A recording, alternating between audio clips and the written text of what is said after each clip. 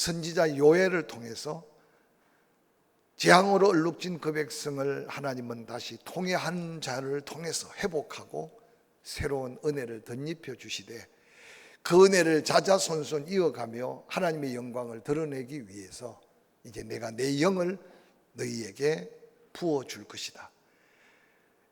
인종차별, 인간차별, 고하, 남녀노소를 막론하고 성령은 동일하게 충만하게 임할 것을 약속하셨습니다. 하나님은 그 성령의 보내심을 받기 위해 예수 그리스도를 이 땅에 메시아로 보내시고, 오늘 함께 읽었던 본문의 말씀은 이제 예수님의 사역이 무르익어 갈 때 예수님은 떠나야 하고 바로 요엘 선지자가 약속한 성령은 오셔야 하고, 그 성령이 오실 때 우리에게 일어날 하나님의 놀라운 약속의 말씀을 예수 그리스도께서 친히 말씀하고 있는 말씀이 오늘 본문의 말씀입니다. 저는 이 9월달, 10월달 추수감사절을 이어가면서 이 세상을 살아가면 우리 신앙에 가장 필요한 게 뭘까 생각하다가 보내신 성령을 다시 한번 확신하고, 또 내 안에 혹이라도 소멸된 성령이 있다면 그 성령의 불붙는 뜨거운 열정을 회복해서 먼저 우리 인격 속에 약속한 성령의 열매가 이 세상 낙심하는 영혼들 가까이 하나님의 사람인 것을 증거하고, 또 그 성령의 작은 감동에 민감하게 순종해 가면서 성령의 충만한 가운데 우리의 각자의 삶에서 성령이 드러나 나타나는 은사들로 인해 우리의 영적 모습이 더욱더 풍요로워져서 다가오는 추수감사절에 여러 가지 환경적 요인은 얼룩지고 힘들고 지치고 피곤한 일들은 많지만 마음껏 하나님을 찬양하고 다음 세대를 향해 외칠 수 있는 하나님의 축복의 통로가 열려지는 그런 한 해를 열매 맺어가기를 간절히 기대하면서 줄 저녁도 수요일도 또 새벽에도 하나님 말씀이 성령의 역사하심과 성령에 사로잡힌 사람들의 삶의 모습들을 살펴가면서 우리가 또 다른 성령 충만함에 거하는 저와 여러분이 될 수 있기를 주의 이름으로 간절히 축원합니다. 예수님께서는 내가 아버지께 구했다, 또 다른 보혜사를 너희에게 주시기를 원한다. 그 보혜사는 영원토록 너희와 함께 할 것이라고 말씀하셨습니다. 오늘 본문에 사용된 또 다른이라는 말은 원어적으로 보면 동일하나, 동일한 다른 하나. 그래서 성령께서 삼위일체 한 분 하나님이라는 사실을 우리에게 강조합니다. 그러면서 예수 그리스도께서 그 입을 열어 말하기를 보내실 성령, 오실 성령은 바로 보혜사, 파라크레테, 파라크레토스라고 말하는데 바로 우리 곁에 항상 함께하는, 시공간을 초월할 수 없는 예수 그리스도, 그 예수님이 하나님께로 가게 되면 예수님과 동일한 성령 하나님, 그래서 요한일서 2장 1절에는 그를 가르쳐 대원자라고 말하고 또한 우리의 변호자라고 말하면서 우리와 함께 하실 그 성령을 소개합니다. 신약 성경에는 이 성령을 세 가지 부분으로 나누어서 살펴볼 수 있습니다. 복음서에 등장하는 약속된 성령, 사도행전에 임재하신 성령, 서신서에 등장하는 역사하시는 성령을 우리는 신약 성경에서 살펴볼 수 있습니다. 복음서에 소개된 성령은 개인 구원을 위한 하나님의 역사적 영향이라면, 사도행전의 성령은 그 복음이 땅끝까지 전해지기 위한 성령의 사역적 역사를 강조합니다. 그리고 서신서의 개인 구원받아 심령에 임한 그 성령은 개인의 삶의 변화, 은사와 사명을 따라 살아갈 수 있게 하시는 바로 약속된 능력임을 증거해 주고 있습니다. 시대가 지나가면서 이 성령에 대한 인식이 때로는 잘못되고 그 성령에 대한 적응이 잘못되어서 때로는 신비주의로 빠지기도 하고, 어떤 사람은 성령의 역사를 거부하고 성령의 은사가 끝났다고 이야기하는 분도 종종 있습니다.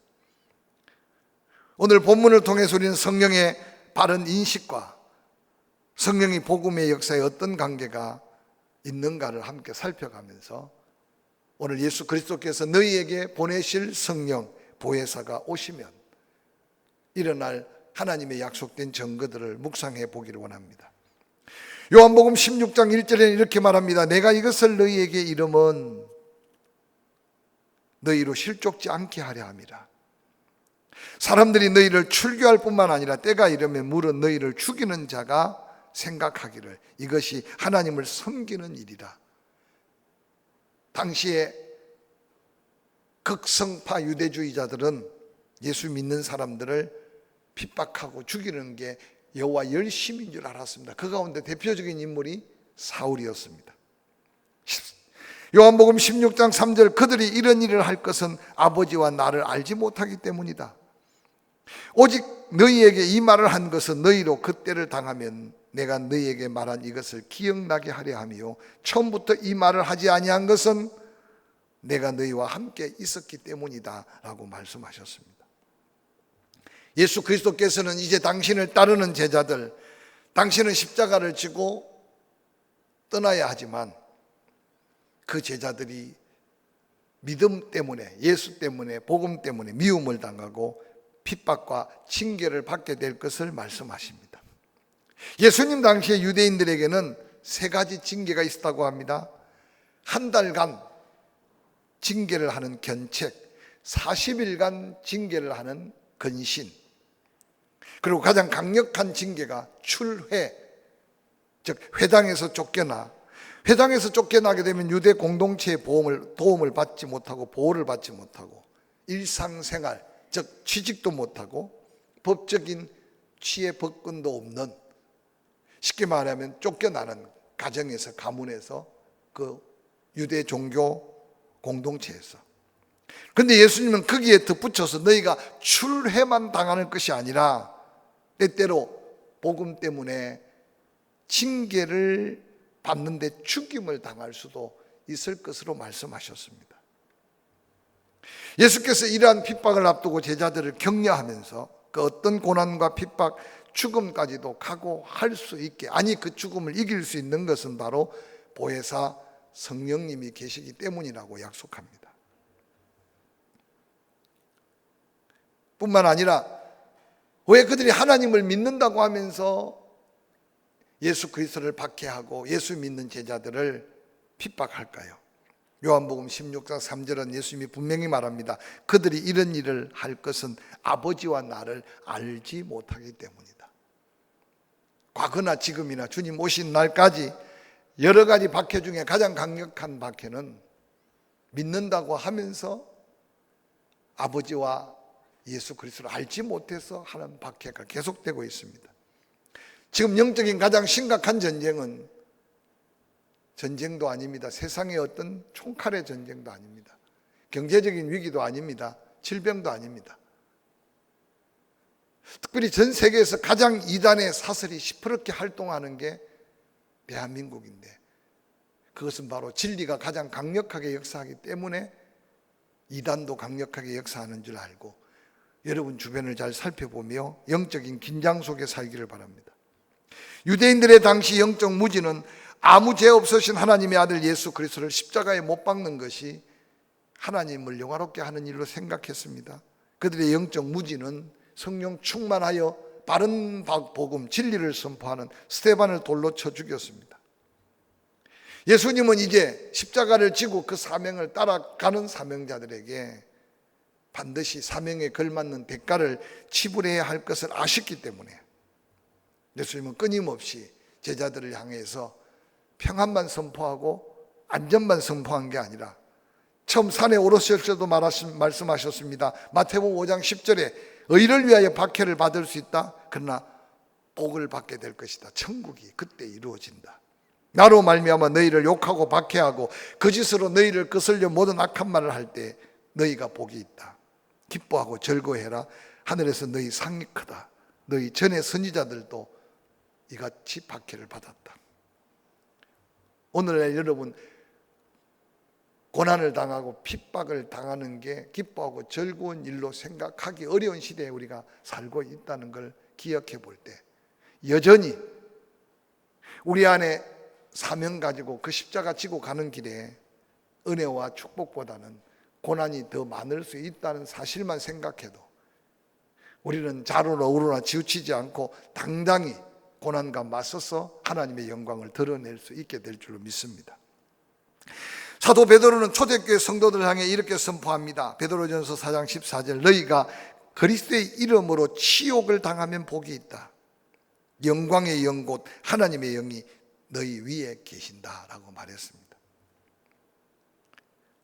초대교회나 있었던 일로 생각하면 안 됩니다. 오늘날도 진리 안에 살고 온전한 복음 안에 살고 믿음으로 살고자 몸부림칠 때 예수 그리스도 때문에 그 믿음을 지키고자 할 때 치욕을 당할 우리의 고난이 있다는 사실을 한번 상상해 보시고 여러분의 삶을 돌아보면서 그런 고난 앞에 당당히 이길 수 있는 성령의 충만함이 필요한 시대에 살고 있음을 깨달으시기를 주의 이름으로 간절히 축원합니다. 복음을 전하며 사도 바울처럼 많은 박해를 받았던 사람이 또 있겠습니까? 그런 고난의 길을 겪어가며 영적 아들 디모데에게 이렇게 권면합니다. 디모데후서 3장 12절에 무릇 그리스도 예수 안에서 경건하게 살고자 하는 자는 박해를 받으리라. 오늘날 우리에게 듣기 좋은 말로 말하면 예수 잘 믿고 지내면 모든 게 형통하고 예수 잘 믿고 지내면 모든 게 다 잘 되고, 근데 우리 달콤한 그 말씀, 또 그 말씀대로 하나님의 은혜를 주시기도 합니다. 그러나 초대교회 시대에는 그리스도와 함께 살기 위해서 믿음을 지키려면 박해는 저절로 따라오는 현실 속에 믿음을 지켰습니다. 오늘 사는 우리는 예수 그리스도를 구주와 주님으로 영접하고 믿음으로 살려고 할 때 핍박도 당할 수 있다는 사실을 기억만 해도 우리는 크고 작은 시험 앞에 능히 감당할 만한 힘과 능력으로 믿음의 틀을 굳게 하고 당당히 하나님의 영광을 위해 설 수 있게 될 줄로 믿습니다. 예수 그리스도께서 미리 핍박을 당하리라고 말씀하신 이유가 뭘까요? 복음을 전할 때 예수만 믿으면 만사 형통이 아니라 고난까지도, 그 엄청난 핍박과 박해까지도 기쁨과 즐거움이 되는 하나님의 놀라운 은혜가 있음을 먼저 깨닫고 함께 전하는 저와 여러분이 될 수 있기를 주의 이름으로 간절히 축원합니다. 오늘 예수님께서 그 제자들에게 이렇게 이르고 있는 이유를 이렇게 말합니다. 내가 이것을 너희에게 이름은 요한복음 16장 1절 너희로 실족하지 않게 하려 함이라. 4절에는 그렇게 말합니다. 오직 너희에게 이 말을 한 것은 너희로 그때를 당하면 내가 너희에게 말한 이것을 기억나게 하려 함이요. 처음부터 사명 따라 살면 고난이 있다, 핍박이 있다, 박해가 있다 말하지 아니하는 것은 내가 너희와 함께 있었기 때문이다 라고 말씀하셨습니다. 즉 이제 곧 주님은 그 제자들을 내려놓고 떠나야 하는데 함께 있을 때는 주님이 지키시고 보호하시고 그 모든 문제를 이기고 또 제자들 또한 믿음이 그만큼 성장하지 않았으나 이제 주님이 떠나실 날이 다가올 때 말씀하시면서 내가 너희에게 보혜사 성령을 약속하신 것은 내가 떠나도 그 성령과 함께 너희가 믿음을 당당히 지켜 실족지 않게 하기 위함인데 내가 말한 이 말이 고난을 당하고 핍박을 당하고 환난을 당할 때 기억나게 될 거다. 그때 없는 나를 찾지 말고 내가 약속한 보혜사 성령 안에서 이기고 또 이기는 믿음의 삶을 격려하고 있습니다. 사랑하는 성도 여러분, 사도 바울도 초대교회 성도들에게 확신 가운데 이렇게 외칩니다. 로마서 8장 38절 내가 확신한다. 사망이나 생명이나 천사들이나 권세자들이나 현재일이나 장래일이나 능력이나 높음이나 깊음이나 다른 어떤 피조물이라도 우리를 우리 주 예수 그리스도 안에 있는 하나님의 사랑에서 끊을 수 없다. 이 같은 승리의 고백이 어디 있겠습니까? 오늘 약속한 성령을 약속하시면서 그 성령이 임하실 때 실족지 않게 하시며 우리 앞에 당해오는 불같은 시험을 넉넉히 이기기를 격려하는 예수님의 이 말씀이 우리 또한 기억하며 삶에서 감사하고 하나님을 찬송할 제목을 찾을 수 있기를 주의 이름으로 간절히 축원합니다. 이어서 요한복음 16장 5절에 내가 너희에게 실상을 말한다. 내가 떠나는 것이 너희에게 유익이라. 내가 떠나지 아니하면 보혜사가 너희에게로 오지 아니한다. 그런데 내가 나를 보내신 이에게로 가는데 너희 중에 나더러 어디로 가는지 묻는 자가 없다. 도리어 내가 이 말을 함으로 너희 마음에 근심이 가득 차 있는 모습을 보시고 안타까워하십니다. 이미 요한복음 14장에 너희는 근심하지 말라. 하나님을 믿으니 또 나를 믿으라. 내가 이제 아버지께로 간다. 가서 너희를 거처할 거처가 준비되면 나 있는 곳에 너희도 있기 위해 내가 너희를 다시 데리러 올 것이라고 약속하셨습니다. 내가 가는 그 길을 알리라. 도마가 났습니다. 주님 가시는 길을 우리가 도저히 알 수가 없습니다. 예수님께서 말씀합니다. 내가 가는 길이 길이고 내가 곧 진리고 내가 곧 생명이다. 깨닫지 못하는 그 제자들에게 요한복음 16장에 다시 예수님은 말씀합니다. 내가 아버지께로 간다고 하는데도 너희는 어디로 가는지 묻는 자가 없다. 도리어 너희 마음에 근심만 가득하다. 왜 제자들 마음속에 근심이 가득할까요? 예수님이 떠나신다, 가신다, 십자가를 지신다, 죽는다 하니까 자기들의 생각과 자기들의 기대와 너무 맞지 않는 거예요. 호련히 예수님 어디 떠나버린다면 자기들은 이제 낙동강 오리알처럼 버림받은 모습으로 낙심하고 근심하고 절망했습니다. 그때 예수님은 내가 너희에게 실상을 말한다. 내가 떠나는 것이 너희에게 유익이다. 내가 떠나가지 아니하면 보혜사가 너희에게 오지 아니할 것이요 가면 내가 그를 너희에게 보낼 것이다. 제자들은 예수님 마음의 중심을 헤아리지 못해서 이 말씀을 듣고도 깨닫지 못했습니다. 그러나 놀라운 것은 예수님은 약속한 말씀대로 떠나셨고 약속한 말씀대로 성령을 보내주셨다는 사실을 우리는 말씀을 통해 확신하게 됩니다. 보혜사, 우리와 곁에 동행하는 성령 하나님을 약속하신 대로 보내주셨습니다. 예수 그리스도는 육신을 입고 있었기 때문에 시공간을 초월할 수 없었습니다. 제약을 받았습니다. 그러나 예수 그리스도와 영원히 함께 갈 수 없는데 성령이 오시면 시공간을 초월하여 늘 우리 안에 내주하신 성령과 영원토록 함께 하심을 약속한 약속대로 성령은 오셨습니다. 그 성령은 제자들의 위로가 필요할 때 위로해 주셨습니다. 능력이 필요할 때 능력을 더해 주셨습니다. 담대함이 필요할 때 담대함을 더해 주셨습니다. 지혜가 필요할 때 전할 말을 더해 주셨습니다. 때때로 성령은 중보하며 기도해서 우리가 흐트러지지 않고 좌우로 치우치지 않도록 도와주셨습니다. 예수님의 떠나심은 영원한 이별이 아니라 성령께서 영원토록 우리와 함께 하심에 더한 은혜였다는 사실을 성령 받고 그들은 깨닫게 되었습니다.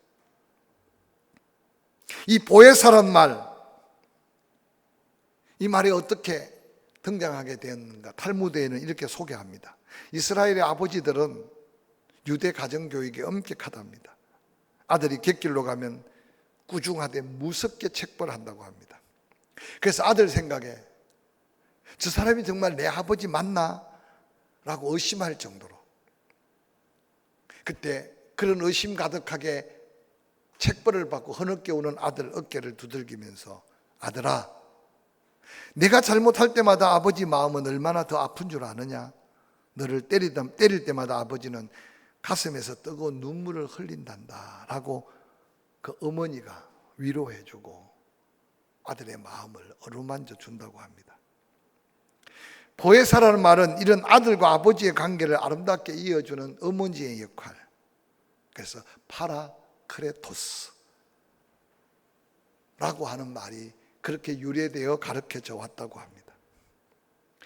우리가 애매하게 당하는 고난이나 이해할 수 없는 고통으로 인해 눈물을 흘리고 있을 때 보혜사 성령께서는 아버지에게 맞아서 상심하고 아파하는 아들을 위로하는 어머니처럼 눈물을 닦아주고 상처를 싸매주고 하나님의 그 사랑을 깨달을 수 있도록 위로해 주시는 성령님이 보혜사로 예수 그리스도께서 보내신다 약속한 성령님이었다는 겁니다.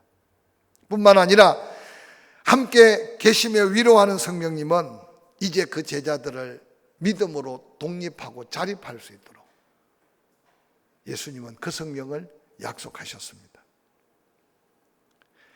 지금 제자들은 예수 그리스도가 떠나면 자기는 아무것도 할 수 없다고 생각했습니다.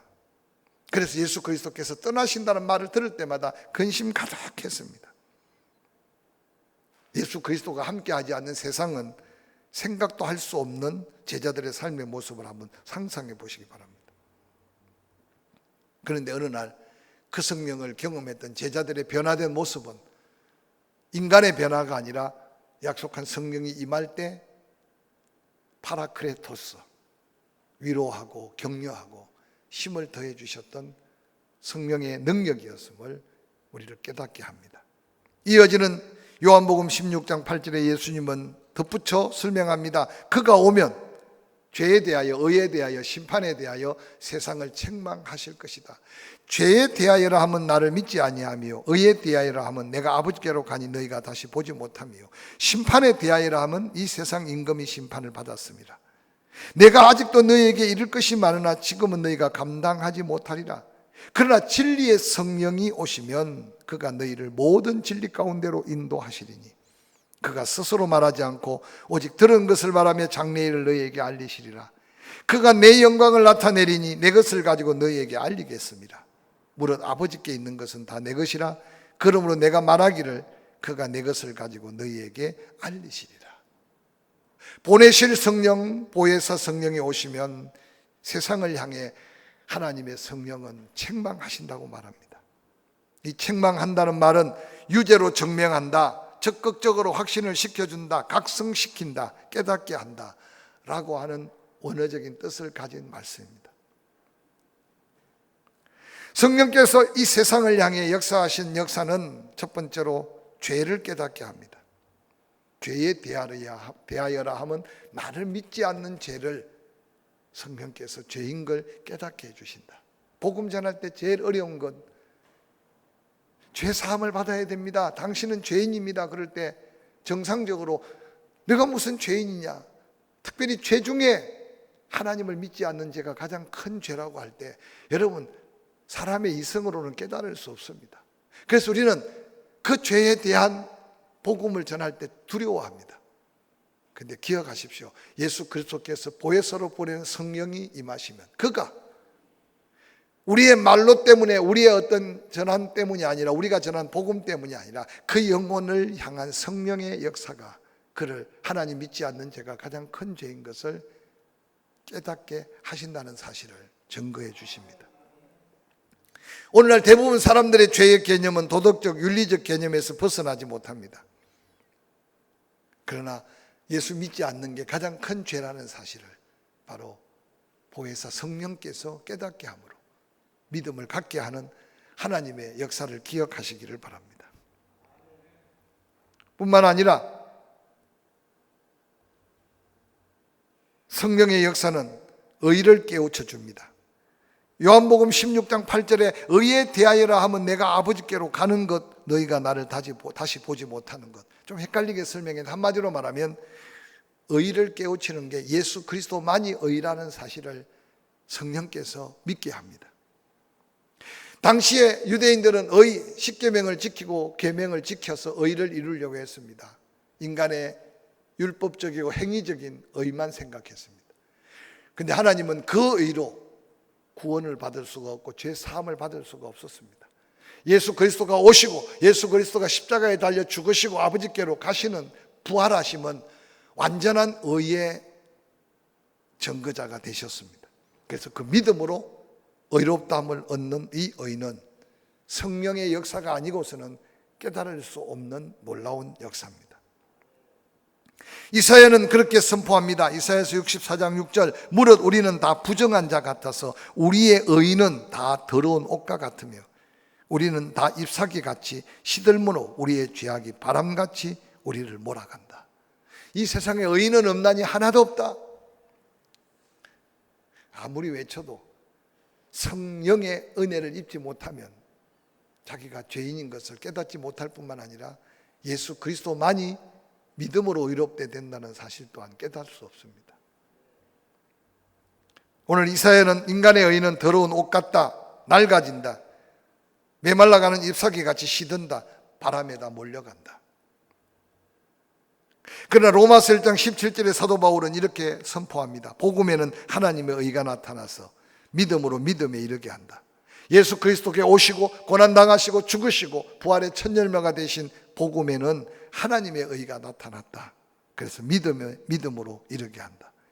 그래서 기록된 바 오직 의인은 믿음으로 말미암아 의롭게 된다 라고 선포하고 있습니다. 마지막으로 성령이 오시면 심판에 대하여서 깨우쳐 줍니다. 심판에 대하여라 하면 이 세상 임금이 심판을 받았다. 여기 이 세상의 임금은 상징적으로 사단을 의미합니다. 이미 창세기 3장에 사단은 하나님의 심판을 받았습니다. 그래서 이미 심판을 받았기 때문에 다시는 믿음 안에 구원받은 자, 그 영원한 생명을 빼앗아 갈 자가 없을 뿐만 아니라 결국 우리의 영적 싸움은 이미 예수 그리스도가 승리한 싸움이라는 사실을 성령은 끊임없이 증거하고 선포합니다. 뿐만 아니라 요한복음 16장 8절에 내가 아직도 너희에게 이를 것이 많다. 그러나 지금은 너희가 감당치 못한다. 그러나 진리의 성령이 오시면 너희를 모든 진리 가운데로 인도할 것이다. 또 너희의 장래 일을 알려줄 것이다. 내 영광을 나타내 줄 것이다. 아버지께 있는 건 내 것인데 그것으로 성령은 깨우쳐 깨닫게 해줄 것이라고 말합니다. 성령이 오셔서 제자들로 하여금 이제 사명 감당할 만한 사명자로, 주어진 은사를 감당할 만한 능력자로, 하나님이 쓰시기에 합당한 하나님의 도구로 성령은 그 제자들을 더욱더 능력 있게 하실 것이라고 약속하셨습니다.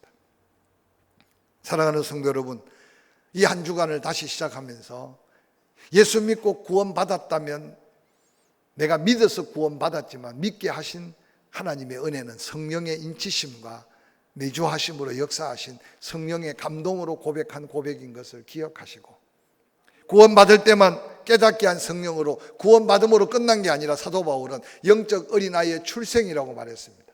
끊임없이 우리는 거룩함으로, 예수 그리스도의 장성한 분량으로, 성령의 열매로 온전한 믿음의 사람의 인격체로, 뿐만 아니라 그 성령이 나를 감동할 때 순종하는 도구로, 의의 병기로, 그래서 성령의 역사하심을 나타내는 하나님의 일꾼으로 서야 됨을 다시 한번 기억하시기를 주의 이름으로 간절히 축원합니다.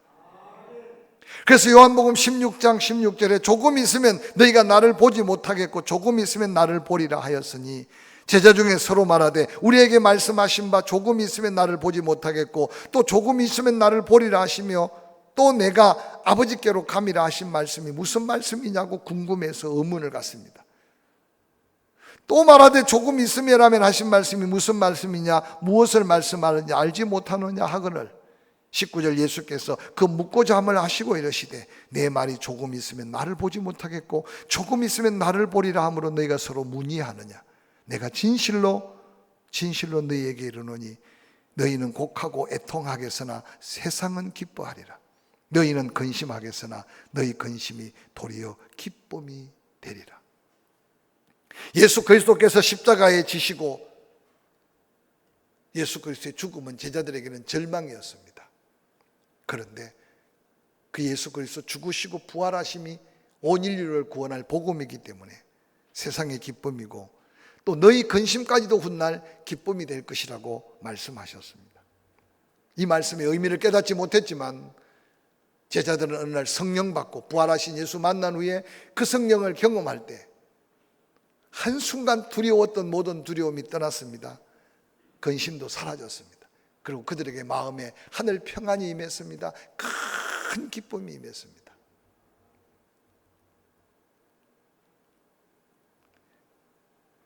요한복음 16장 23절 그날에 너희가 아무것도 내게 묻지 아니하리라. 내가 진실로 너희에게 이르노니 너희가 무엇이든지 아버지께 구하는 것을 내 이름으로 주시리라. 지금까지 너희가 내 이름으로 아무것도 구하지 아니하였으나 구하라 그리하면 받으리니 너희 기쁨이 충만하리라. 오늘 제자들에게 성령을 보내실 것을 말씀하시면서 마지막 그들에게 두려워하고 근심하고 염려할 때가 아니다. 이제 너희에게 또 다른 능력의 약속을 더하는데 무엇이든지 아버지께 구하면 내 이름으로 주실 것이다. 지금까지 너희가 내 이름으로 뭐 아무것도 구할 필요가 없었다. 왜냐? 내가 너희와 함께 하셨으니까. 그런데 이제 내가 떠난 후에 내 이름으로 무엇을 구하면 성령께서 역사하셔서 구한 것을 받음으로 너희 안에 기쁨이 충만하게 될 것이라고 말씀하셨습니다. 사랑하는 성도 여러분, 요한복음 16장 33절 이 약속을 받고 이것을 너희에게 이르는 것은 마지막으로 너희로 내 안에서 평안을 누리게 하려 함이라. 세상에서는 너희가 환난을 당하나 담대하라. 내가 세상을 이겼다. 예수님은 그 제자들을 그냥 세상에 내팽개친 게 아니라 보내실 보혜사 성령을 약속하시면서 그 성령 안에서 이룰 엄청난 은혜들을 선포하시고 기도하면 모든 걸 응답해 주실 것을 약속하신 후에 마지막으로 내가 너희에게 이르는 마지막 부탁이 있다. 그 성령 안에서 평안을 누리게 합니다. 뿐만 아니라 세상에서 너희가 환난을 당하나 담대해라. 이미 너희가 당하는 환난의 현장은 내가 싸워 이겨놓은 승리의 현장이다 라고 말하면서 제자들을 격려하고 있는 이 말씀이 오늘을 사는 우리에게 어떤 도전이 되고 어떤 격려가 되는지 살펴가면서 능력 되신 성령 안에서 예수님이 보내신다 약속하신 성령은 이미 오셨고 내 안에 계심을 기억하며 그 예수님의 약속을 믿고 기도하고 담대히 환난 앞에 당당히 서서 세상을 이기는 성령 충만함의 능력을 누리고 사시기를 주의 이름으로 간절히 축원합니다.